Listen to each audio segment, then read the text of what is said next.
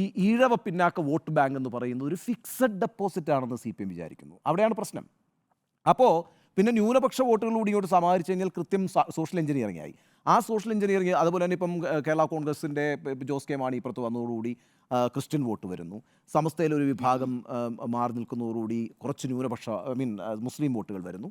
ഈഴവ പിന്നാക്കാതി ദളിത് വിഭാഗങ്ങളുടെ വോട്ടുകൾ ഓൾറെഡി അവർക്ക് ഒരു ഫിക്സഡ് ഡെപ്പോസിറ്റ് ആയിട്ട് നിൽക്കുന്നു. കുറച്ച് നായർ വോട്ട് കൂടി സമാഹരിക്കുകയാണെങ്കിൽ വണ്ടർഫുൾ ആയിട്ടുള്ള ഒരു സോഷ്യൽ എഞ്ചിനീയറിംഗ് ആണ്, ഗംഭീര വിക്ടറി ഉണ്ടാവും.